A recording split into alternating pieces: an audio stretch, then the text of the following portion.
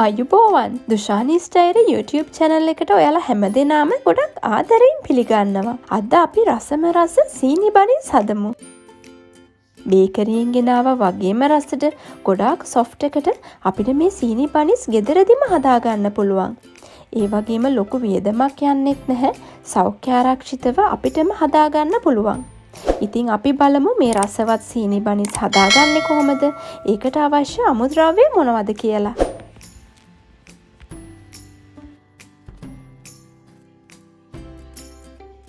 මේ සීනි බනිස් හදන්න අපිට අවශ්‍ය වෙනවා පාන් පිටි ග්‍රෑම් 300ක්.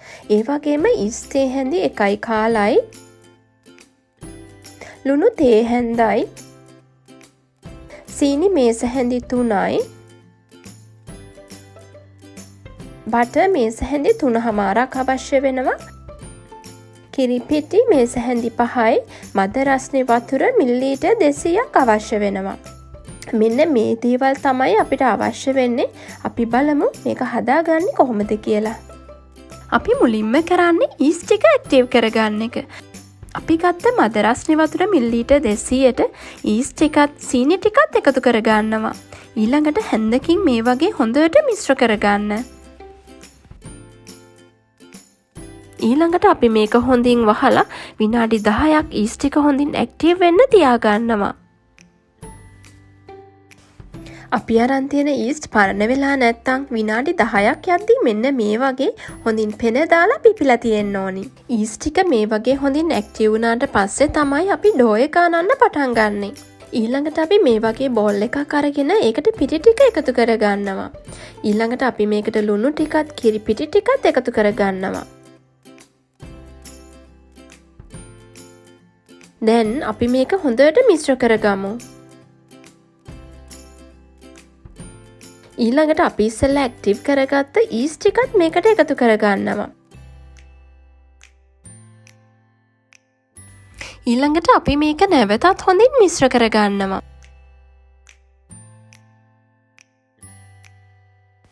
පිටි ටික මේ වගේ ගුලියක් වගේ හොඳින් එකතු වෙගෙන එද්දි අපි ස්පැචුලා එක ඉවත් කරලා අතින් හොඳට පිටි මෝලිය අනා ගන්නවා.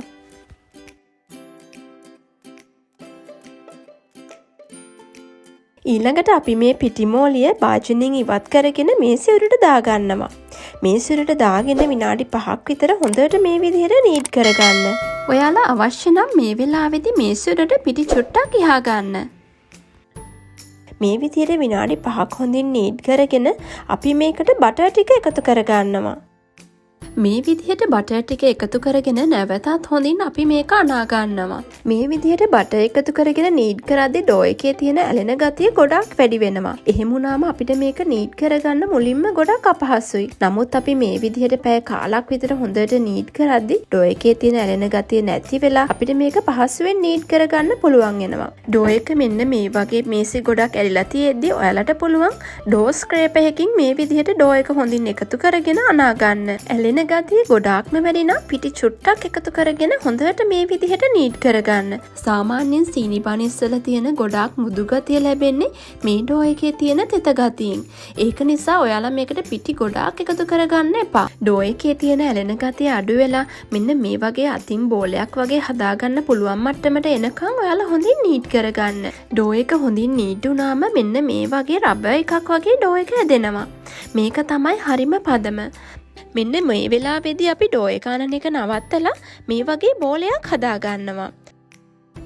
දැන් අපි ඉස්සෙල්ලා පිටි අනාගත්ත බෝල් එක අරගෙන ඒක ඇතුලේ හොඳට මේ වගේ තෙල් ටිකක් ගන්නවා. ඊළඟට අපි අනාගත්ත පිටි ඩෝ එක මේක ඇතුලෙන් තියලා ඩෝ එක උඩිනුත් මේ විදිහට තෙල් ටිකක් ගන්නවා. ඊළඟට අපි මේක හොඳින් වහලා පැයක් හොඳින් පිපෙන්න තියාගන්න ඕනි. ඒ කියන්නේ මේ පිටිමෝලිය දෙගුණයක් වෙනකම් පිපෙන්න තියාගන්න.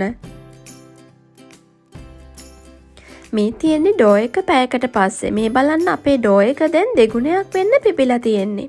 ඊළඟට මං අතින් තද කරලා මේ ඩෝ එකේ තියෙන වාතය ඉවත් කරගන්නවා.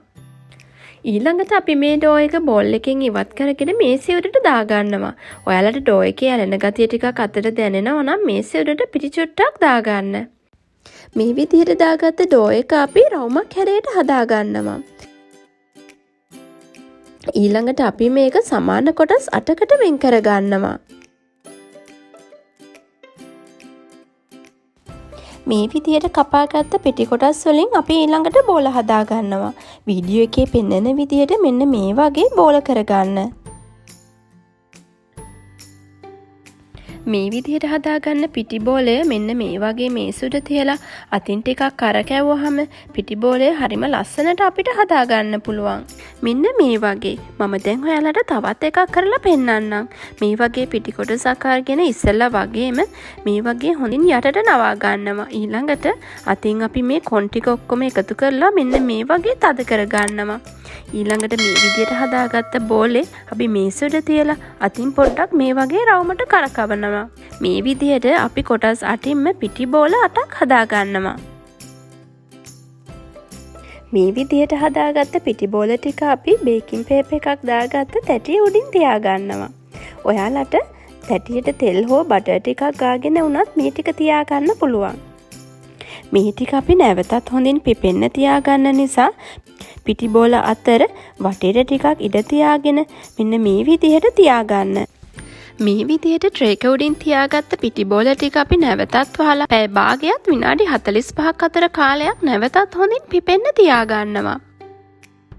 ඒ කියන්නේ මේ පිටි බෝල වල ප්‍රමාණය දෙගුණයක් වෙනකන් නැවතත් හොඳින් පිපෙන්න ඕනි. මේ තියෙන්නේ අපි හොඳින් පිපෙන්න තියාගත්ත බන්ස් ටික. මේ ටික හොඳින් පිපෙන්න විනාඩි 45ක් පමණ ගත වුණා. අපි දැන් මේ බන්ස් ටික බේක් කරන්නයි යන්නේ. බේක් කරන්න කලින් අපි මේ ටික හොඳින් එග් වොෂ් කරගන්න ඕනි. හොඳින් බීට් කරගත්ත බිත්තරයකින් අපි මේ බන්ස් ටික එග් වොෂ් කරගන්නවා. ඔයාලට මේ වෙනුවට කිරි එහෙම නැත්නම් වතුර උනත් යොදා ගන්න පුළුවන්. ඊළඟට අපි මේ බන්ස් වලින් සීනි එකතු කරගන්නවා.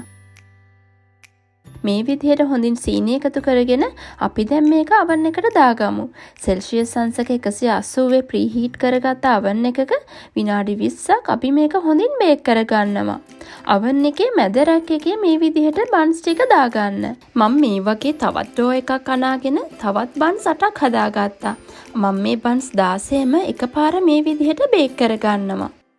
විනාඩි 20කින් අපේ බන්ස් ටික ලස්සන පාටට මේ වගේ හොඳින් බේක් වෙනවා. දැන් අපිට පුළුවන් මේ බන්ස් ටික oven එකකින් එළියට ගන්න.